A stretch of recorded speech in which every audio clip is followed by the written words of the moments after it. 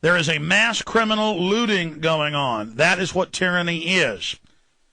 Here's some of the other news I have. This out of the London Telegraph. Government permission required for parents to kiss their children or to hug them or to change them or to dress them. It's now pedophilia to change your baby's diapers. This is how the government plans to break up your families. They will make all normal behavior criminal, despite the fact that government is 5 times more likely to abuse children, either physically or sexually. They are the perverts. That's why they say kissing your child on the forehead or hugging them is illegal. I'm not joking, ladies and gentlemen. We're going to be covering this news article. They're now making it law in the UK, trying to make it the law here. In fact, when we posted these mainstream articles Friday, there were a lot of comments on our message section to other local stories where CPS, neighbors will see a father or mother hug their child in the backyard. CPS comes, take your children, and they say, you're not to hug your children. This is your sick, degenerate, filthy government. This is who they are. Don't forget the Texas Youth Commission with the giant rape facilities at every major youth facility. Texas Rangers bust them. They're not allowed to bring it public. It's all over the country, the same thing. It is hell on earth. Just had the sheriff's daughter in a town just north of Austin busted with masses of cocaine and marijuana. Of course. Who do you think deals the drugs? Who do you think does all this stuff? It's the scum that runs everything. It's scum, criminals everywhere. They're total degenerates. Look at their track record. Is there some good government? Yes, that's why you got so many police busting themselves. But the point is that we're in trouble, folks. Red level emergency. Evil has gotten in almost every position of power in government, and they're bringing in their buddies. It's like pirates taking over a ship. We're in a fight for the deck right now. It's desperate. They're about to take the ship fully, and then you get Nazi Germany, then you get Soviet Russia. It isn't fun. It isn't a cakewalk. It isn't a game. Oh, man. Some of the news I have here. You know what? I'm just going to go through financial now. I'm going to calm down. I read through some of the headlines. I'm going to go through it. Then I'm going to get into how they want to have war and what that'll mean. You think gas prices are bad now? How about $10 a gallon? You're going to be paying it. 20 people killed in Mexican border city. I'm going to get into all this. It's just total bedlam. But first off, BBC. Oil prices at $142 Friday. In futures, they're trading as high as $143. Now, then you have the head of OPEC come out and say, Reuters, OPEC chief sees oil at $170 in coming months. Crude oil prices could rise as much as $170 per barrel in the coming months, but are unlikely to hit $200 and should ease towards the end of the year, OPEC President Chakib Khalil said in an interview on Thursday. Now, remember, they always go down in the winter, fall and winter, and they always go back up in the summer, as I predicted last week. They're going to run up. I said 150 a few months ago. Yes, higher than that. 150 a barrel, then it'll drop back down to 125. You'll think that's great when 3 years ago you were paying $50 a barrel and thought that was high. Then next summer it's going to go to 200, and it's going to sit at about 205 unless they totally get rid of the dollar. That will be the dollar with about 16% of its value if they go to 200. Right now, it's got less than 40% of its value. It's all because of that. And Bilderberg said 2 years ago, we went and covered their conference, infiltrated, got the documents, as usual.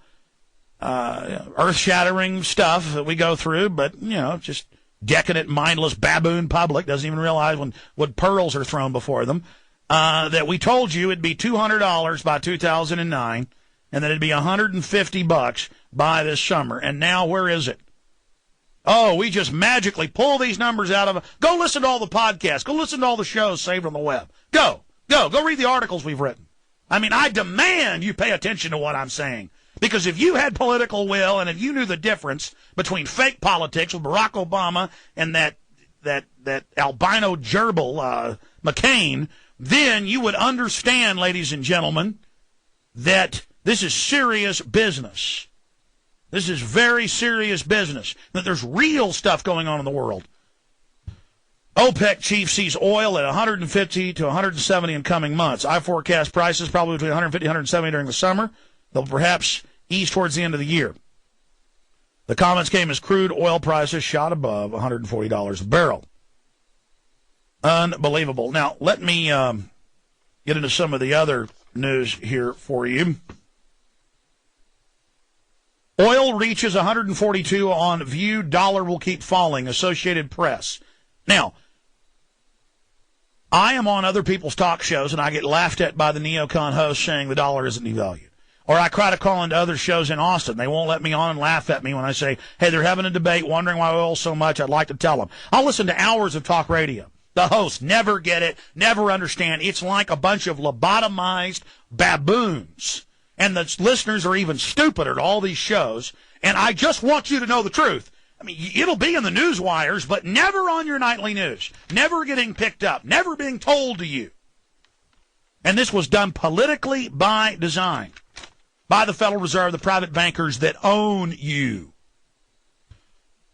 People say, don't be so negative. If I am not negative and tell you the truth, we'll never have a chance of knowing who the enemy is and reversing this. It's like saying, don't be negative about that big tumor on your brain. Just decide it's going to be fine. No, I want the thing cut out. It's not negative to say, get it out of there. You understand what it's going to mean if this continues down to 15% dollar value? You think things are bad, folks? It's going to be like A-bombs dropped on your cities financially. You know how dangerous the scum public's going to be when they're totally bankrupt? You understand what this means? Curtains, ladies and gentlemen. If you don't grow up, if you yuppies and people that have got some power in the system don't stop being jackasses that believe whatever the mainstream media says. Oh, man. Barclays warns of a financial storm as Federal Reserve's credibility crumbles. Head of Barclays says investors will do well if they can preserve any of their wealth. That's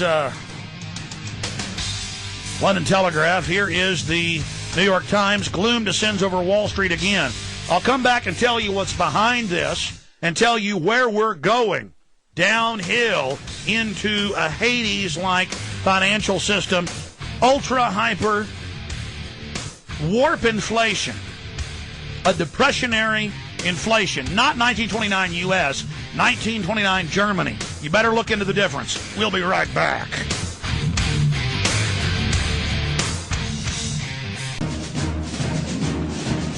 Since the founding of this nation more than 200 years ago, there has been less than 1% inflation or devaluation in the dollar until around 1900.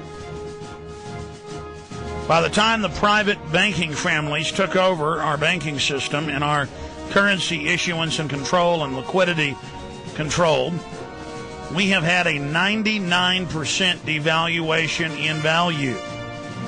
Now, more than half that devaluation has happened just in the last 8 years alone. There is now about 1 cent of value left. That is what you think of as the value of the dollar. Now, in that 1 cent, if things continue in the next 2.5 years, it will lose down to less than 20% of its value. We're talking peso. We're talking ruble. This has never happened in the Republic. Now, when Mexico did this in the 80s, or Argentina did it in 2000, everybody knows what it is. They're corrupt regimes for the decade before, buy villas in Switzerland and buy oil companies and buy aircraft manufacturing lines and buy massive stocks in defense. In areas outside their country, they devalue the currency, and then overnight it is learned that that happens, and you have a slide into even first world nations like Argentine, are gone, are destroyed. That's what happened in Argentina. The old saying, riches in Argentine, they don't say that anymore. In fact, in some cities, they had higher standard than we do here. Not anymore. Total third world, total crime, total police state. The elites all move out. Psh, the jets leave. The elites leave. The elites of the U.S. have been leaving for about 6 years. All of them. Democrats, Republicans, Dick Cheney, the Hollywood people. They're all moving out. They're all leaving. Blackwater, Halliburton, Cheney, all going to Dubai. Everybody's going. Everybody's leaving. You understand? And then they even write about it in different Pentagon journals, and they write about it in British Ministry of Defense documents. They say it's over. They have used us to fund the New World Order. Now it's going to rise. We get the blame. The U.S. gets the blame for the wars and the torture, all by design. They leave a rear guard of domestic propaganda that neutralized us to think we were the good guys, while the newspapers the globalists own demonized us for their actions outside the country. You understand how masterfully that was done? And we've still got a chance. We got a lot of wealth, a lot of ideas, but you're so mesmerized, they've decided to go with it. They've decided to fully drop the hammer on you, because even when you are living, even when things are really bad, you will still lick and suck the boots of government. You will still worship the liars if they wear a American flag on their suit lapel.